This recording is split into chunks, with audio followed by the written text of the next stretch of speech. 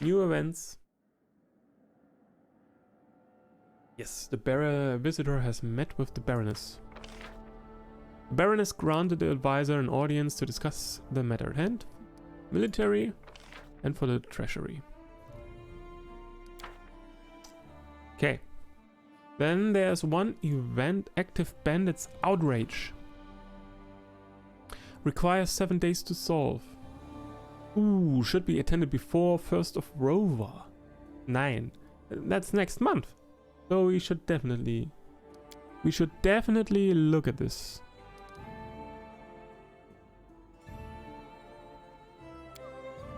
Several bandit encampments have emerged in the Null Marches. They plunder the peasants, rob travelers and merchants, and even attack tax gatherers. These bandits need to be muzzled. This calls... Oh, wait. Both have a success chance of 65. I don't like these chances. Yeah, I'm going to spend a crisis point here. 90% chance of success. Start event. Okay, Tristan, 3 more days for his project. What else do we have here? Rank up. Ooh. How long will this take?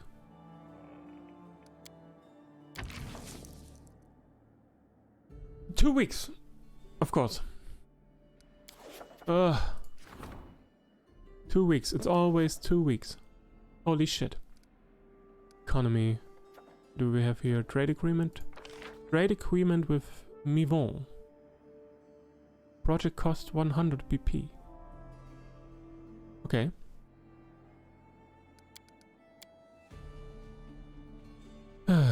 Plus 1 BP per week. Well, not that much actually for the total PP income. I don't want to pillage it. No. Strength in numbers. A +1 bonus for taking advantage of an opportunity. He requires 14 days to solve. He's on another assignment first. And this is still too costly for us. Curses! He's still on it. Ah yeah, research into the nature of curses Tartuk. That was the other one. David Nettle, this is our research. So yeah, this is a new one. Tartuk. Tartucci's transformation into the kobold shaman Tartuk was truly remarkable. Could it have been the result of a curse? We'll have to wait. Research into the nature of curses, Bald Hilltop. And regions. Oh, we can claim the South Null Marches. Oh, as part of your kingdom. 14 dice. Oh, and 400 BP. No, we don't have enough. We don't have enough BP to actually do any of this. Yeah, nah.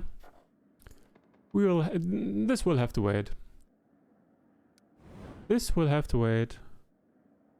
I can... Oh yeah. I will save up the BP for the... to get the new region.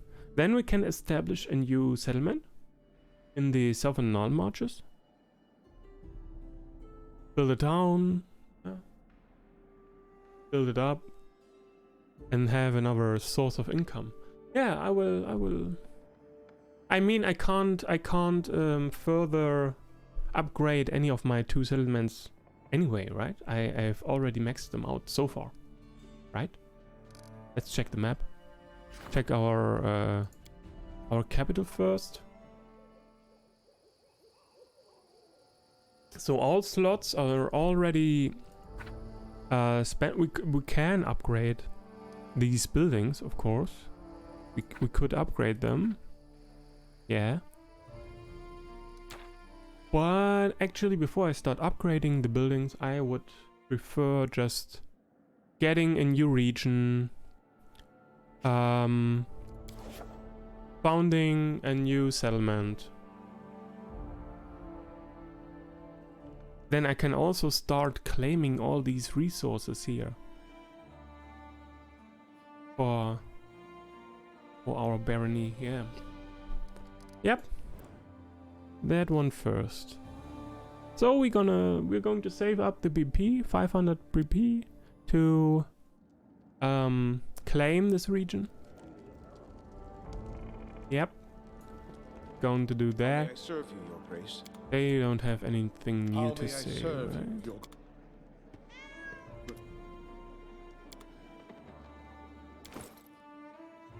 They don't need to take a rest right now, right? No, they are still... No permanent debuff or anything that I would need to take care of. In due time. Oh, we haven't actually talked to Jubilos.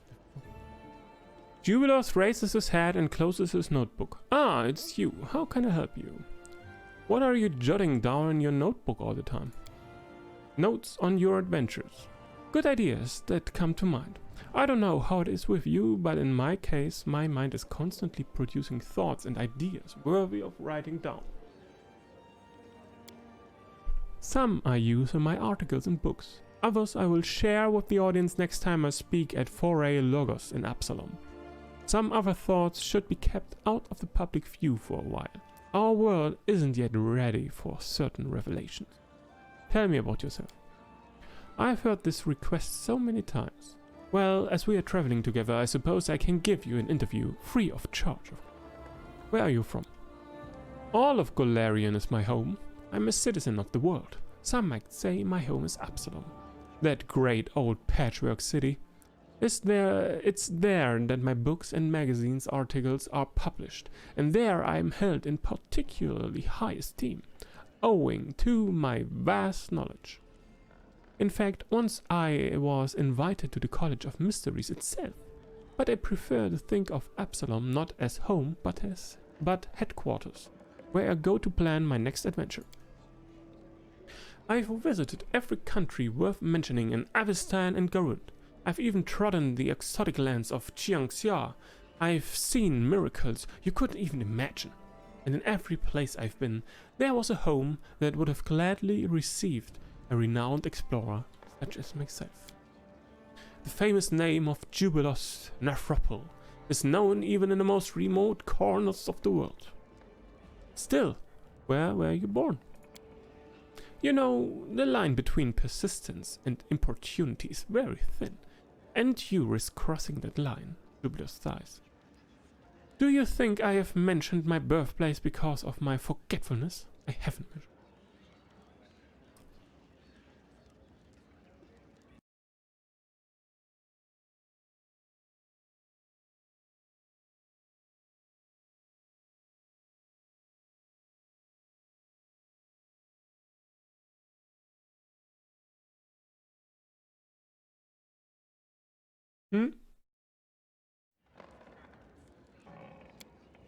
I was born in Taldor, if you must know. The empire is in decline nowadays, but still cherishes the illusion of its past glory. It's a country torn by prejudice. In Taldor, my mind was trapped in a cage of restrictions, birthright, poverty, and their beggars be damned attitude. I left the country as soon as I understood it. So, if you ever try to rekindle any patriotic feelings in me, you'll be disappointed. My first article in The Independence was about Taldor.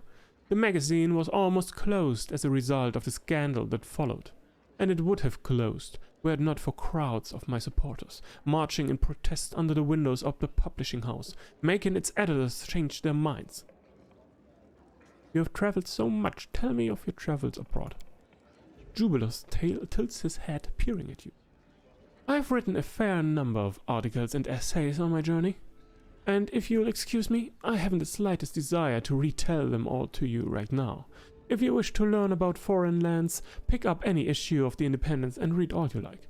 I'm sure you can find my magazines even in this hole of a place. So you write books and magazine articles? I certainly do. I'm too generous not to share my thoughts and journeys with other minds who search for knowledge. Judging from your face, you don't belong in that category. Jubilos sighs. Among my scientific works, I'd recommend the range of articles published in National Alchemy. If you prefer lighter reading, you might like Traveler's Essays or The Scandalous and the Independence. If pictures capture your attention better than words, page through the illustrated Atlas of Avestan, and you should give your cook a volume or two of my culinary almanacs. Trust me, it might help. Jubilos throws a speculative glance at you. Some have tried to blame me for a sleazy romance novel called The Five Sins of Sarenrae. I have no idea on who spread these crazy rumors, but if you like such frivolity, I've been informed that the novel's sequel, The Sixth Sin, was recently published.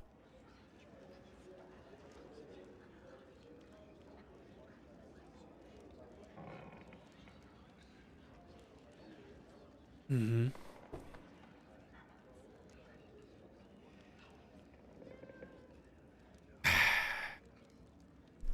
Let me guess, the author of these books is called Jubifound. You wear glasses. Why won't you ask some cleric to heal your eyesight?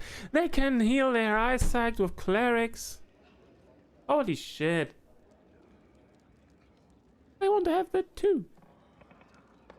Glasses suck. Jubiler throws a cutting glance at you. I'm sure you could have figured out that the answer to that question is on your own, if you bothered to use a logical approach. At least I sincerely hope so. I prefer to think of you as a lazy person, not a stupid one. Jubiler tightened his lips. Well then, I suppose it's my fate to enlighten you. All right, there's no time like the present. Let's build up to a logical conclusion together. So, starting with the obvious. A cleric's services cost several hundred gold coins. Okay, fair. Okay, it's expensive in real life as well. Spectacles costs 12 gold coins. So maybe I just couldn't afford to pay the cleric? Incorrect conclusion. I earn enough. Besides, some clerics would surely help me free of charge, because they are fans of my incomparable talent. The answer can't be the money then. So, what is it? Let's explore further. Surely you've noticed that I'm a rather famous person. Just to be clear which circles I'm famous in. My scientific articles are well known among the students and teachers of various institutions of higher education. My articles that satirize the rich and powerful are extremely popular among the minor nobility, traders and workers. That is, among anyone who doesn't have any power for themselves. The kind of people who don't usually have enough money to afford an expensive cleric. Well, can you add it all up and find the right answer yet? Jubilos doesn't let you get a single word in edgewise. Apparently, he's uninterested in your reaction and is just enjoying listening to his own voice. My spectacles are something that unites me with my readers. People are more open in those who share their low social status. Many of my readers can't afford to heal their eyesight at the temple, so when I, too, refuse such healing, I become closer to the people. My spectacles are part of my image. Jubilos exhales at last. I believe I've managed to explain the basics of logical thinking. No need to thank me. Thanks for telling me about yourself. Let me ask you about something else. Jubilos casually waves his hand. Ask away. Tell me something about the history of the gnome race. What have I come to? Jubilos Nathropal, famous explorer, writer and scientist, is reduced to giving simple lessons in history. Very well. Ask away. What questions do you have? How did gnomes appear on Galarian?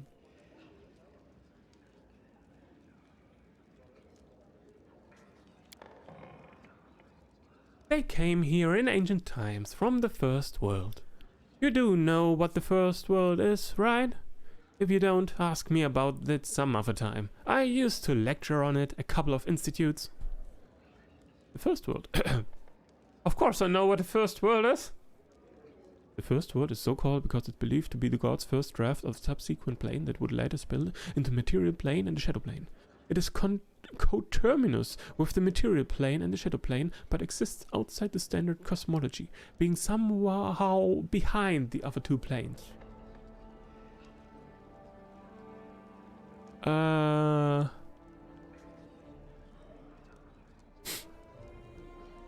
What is coterminous? What is coterminous?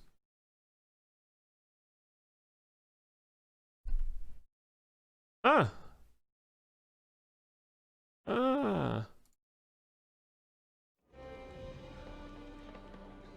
The unfinished first world lacks a universal fixed laws of physics. Regions of the first world remain as test grounds for different, unfinished and sometimes mutable and evolving physical properties. Gravity is inconsistent between parts of the first world, and the speed of light is arbitrary and variable.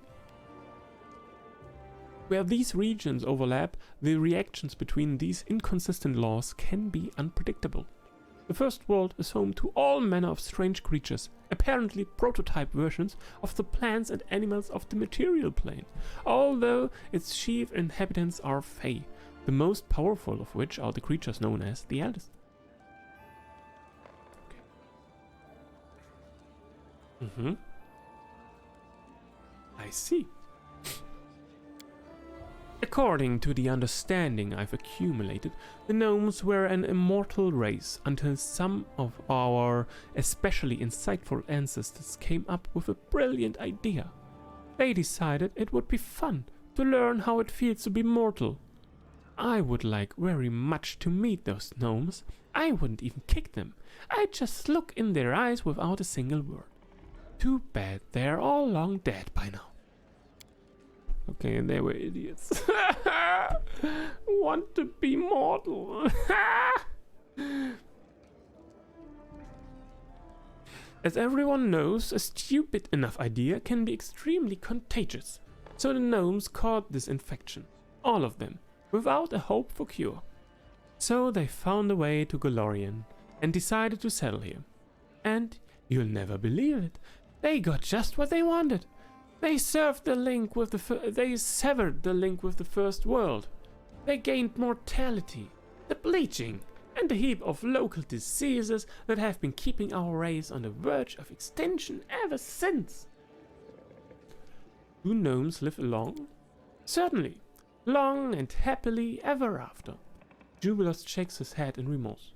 We'd live as long as elves, were it not for the bleaching. That's the curse of our race, which only struck after the gnomes left the first world. To put it simply, gnomes must constantly have new experiences. If a gnome gets into a rut, so to speak, he bleaches. We start to lose color, literally. Our skin and hair become pale, and the worst thing is that our soul loses color too. If the process continues unchecked, the gnome dies. History recalls only of a few cases where gnomes actually died of old age. Most of them perish either because of the bleaching or in the middle of some crazy adventure they've joined just to stave it off. Yeah, so gnomes are kinda fucked.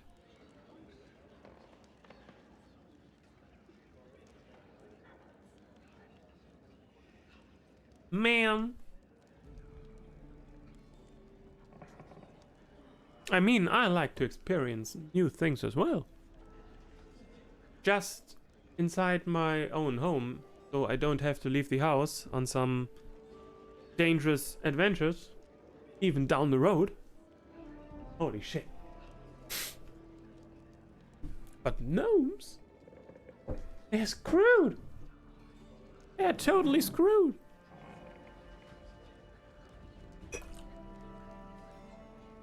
I mean, they don't have any video games there. The only thing they could do, just home every day, would be read books. Always a new book. And that's it. What else could they do in this fantasy world alone at home? Damn. They are literally forced to go outside and travel and get themselves into danger. Poor little bastards. So he travels so much as a way to fend off the bleaching. Jubiler stares at you, then nods slowly. You see, I enjoy being alone. I like to eat pancakes in the morning. I like to write articles for magazines. I like it when I leave the publishing house in Absalom and a crowd of fans immediately mobs me. Though I don't intend to die at the peak of my life because of some stupid ancient curse. But don't you dare imagine that everything I do is just for fear of the bleaching. I tell people the truth about the world that surrounds them. My theoretical research aids the development of different branches of science in various institutes. Yes, sooner or later, I'll bleach and die, like any other gnome. But the name of the famous Jubileus Nafropper will live throughout the ages. Let's change the subject. I'd like to learn more about the first world. Well, you've asked the right person. I'm an expert in studying the first world. Give me your questions. Uno momento.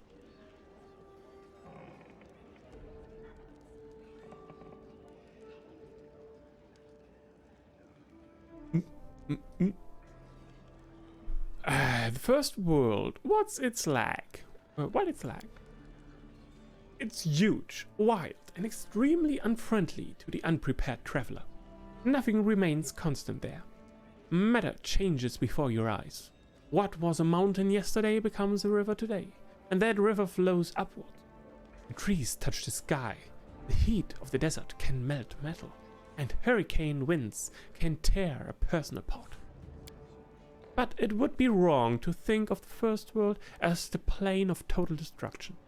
Creation is just as important there.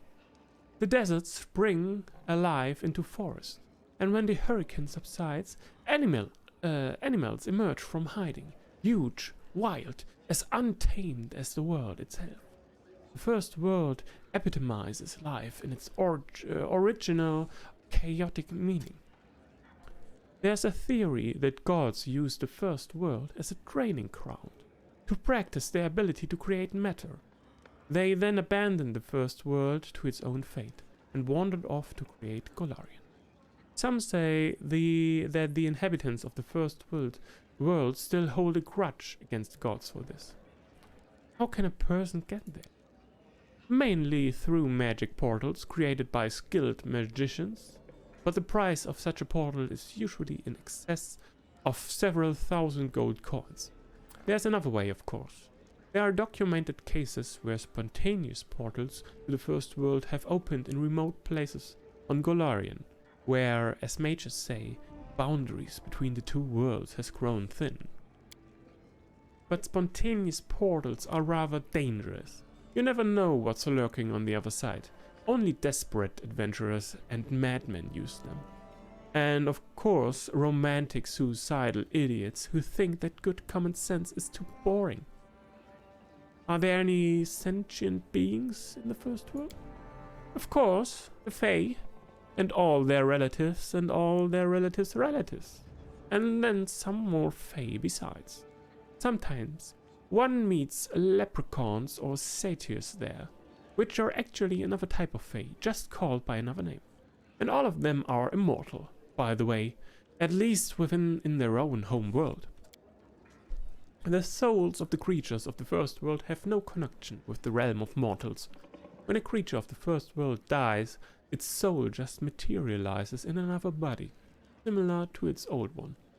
It's not a pleasant experience, and the resurrected creature loses almost all of the powers and abilities it developed over its life, but keeps all its memories and personality.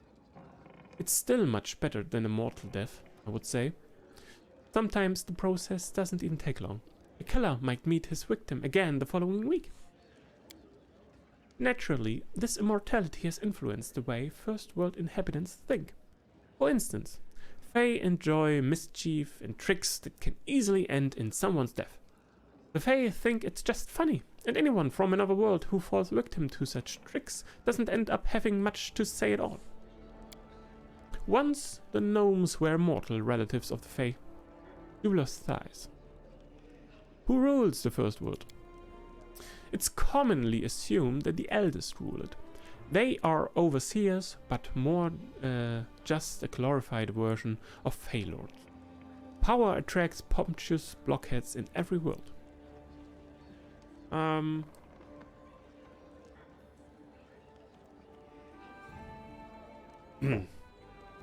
Remain silent. Jubilos gives you a critical stare. It's fortunate then that this problem doesn't trouble your lands at all. But let's get back to the first world. The eldest possess the power to keep matter in the first world in a more or less constant state. That's why the Fae treat them as demigods and offer them prayers, just as we offer prayers to Desna, Arestiel, or even Lameshtu. You know a lot about the first world, have you ever been there? Jubilos wrinkles his lips.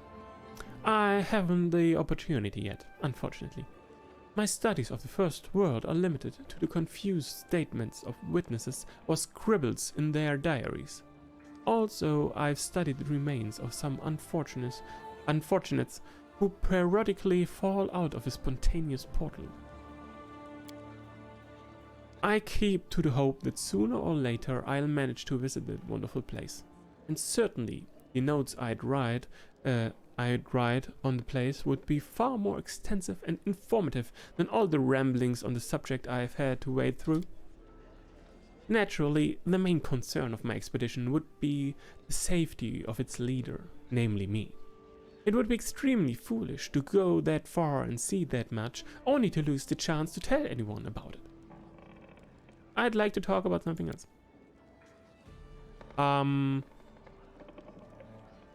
We already talked about it. You know a lot about the Fable.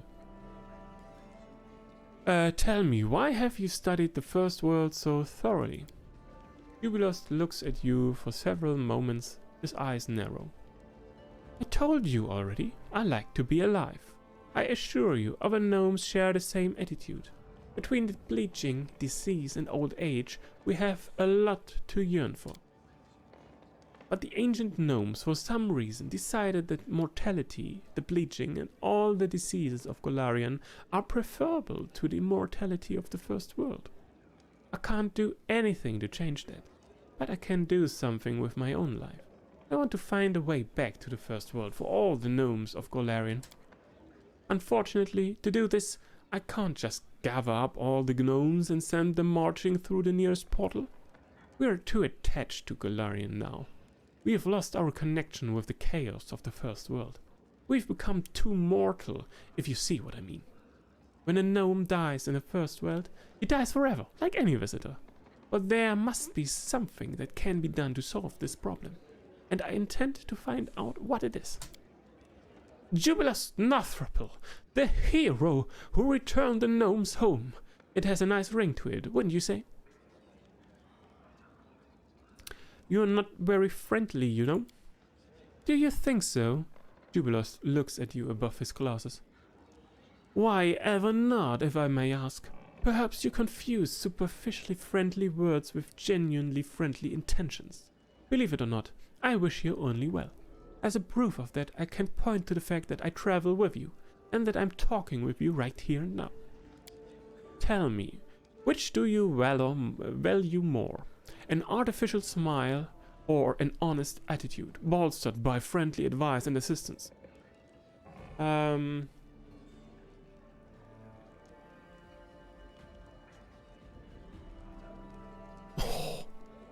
This is harsh.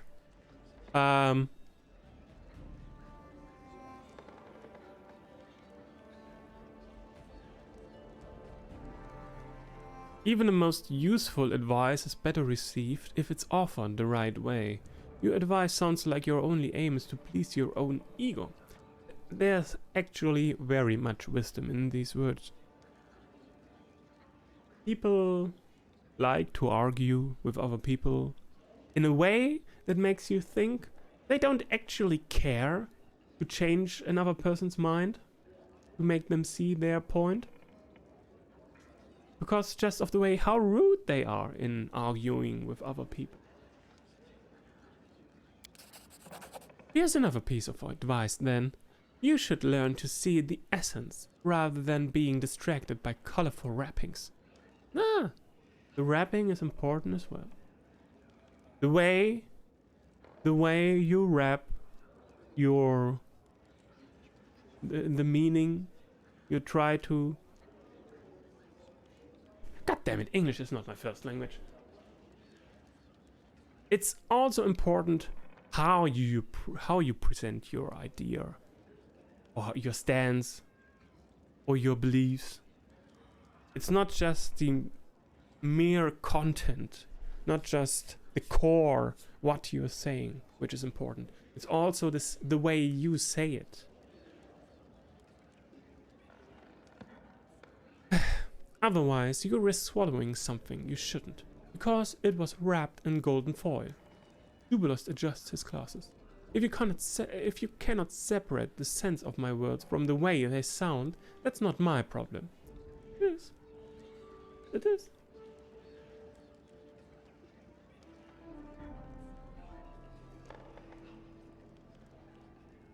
Oh, thanks for the raid, Loretta. Hello there. How are you doing?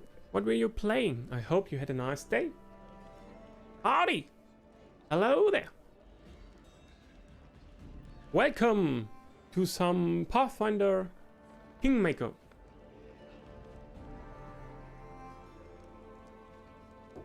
I hope you all had a nice day so far. And I hope it's getting even nicer now. With some nice game, some nice RPG here. Thank you for the conversation. I have to go now.